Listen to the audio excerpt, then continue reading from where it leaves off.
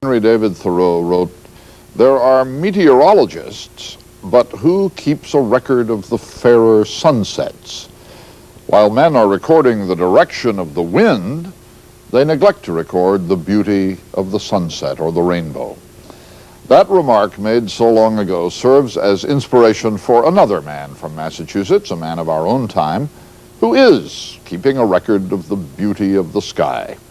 Jack Borden spends his days looking up and inspiring others to do the same.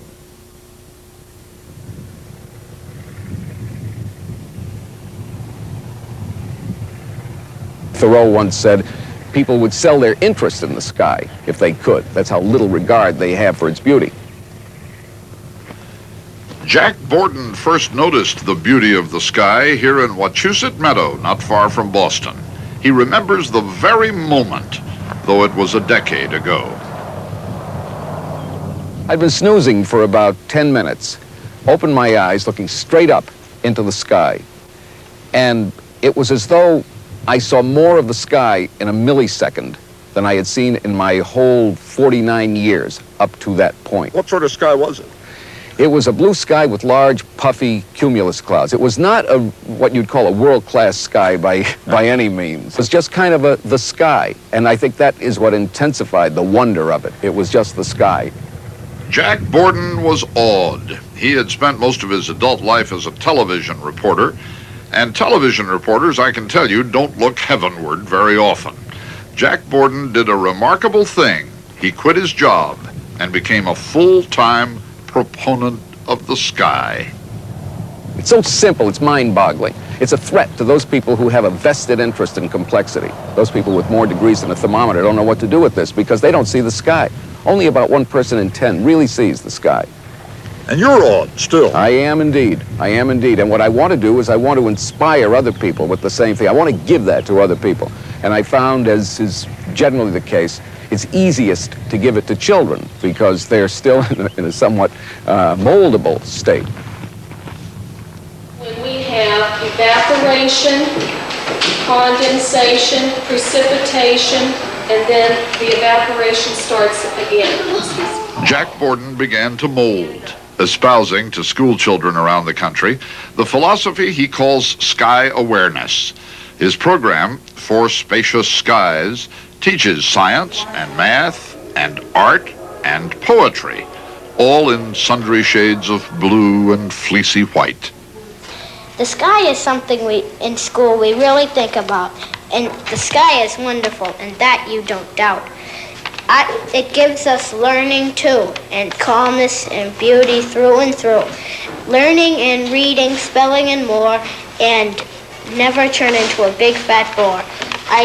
I hope you like the poem I made. Gee, I gotta go. It's time to look at the sky parade of birds. Any applause? I know. And look what's happened. Look at the reflection of the sun on that contrail. See it? See, that's the airplane.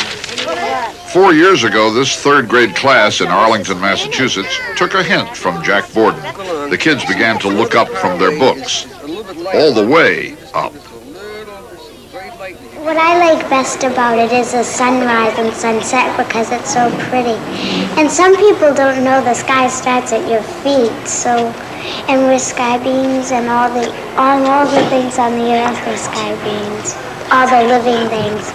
When we were in our second, first, and kindergarten and preschool, we never really looked up and saw the real meaning of it, the beauty of it.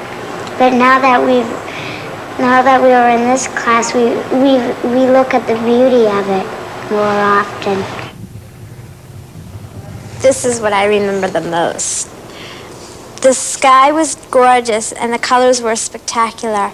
The sunrise was at Robin's farm. Melinda and Brian are all grown up now, but they are still sky beings, alert eyewitnesses to that vast overhead wonder we call much, much too simply the sky. Thoreau would have been mightily pleased. I wouldn't really even appreciate the sky now if it weren't for that class.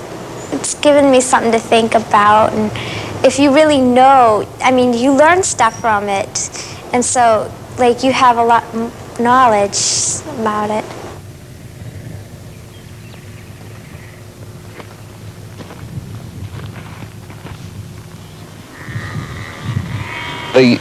The fact is, the sky is like one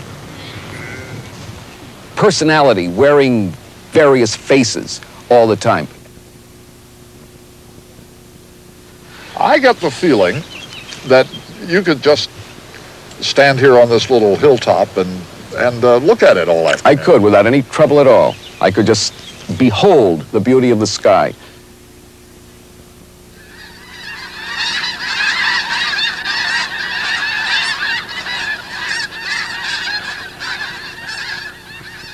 Like Jack Borden, Henry David Thoreau found the sky inexhaustible. What need to travel, he wrote. There are no Sierras equal to the clouds in the sunset sky.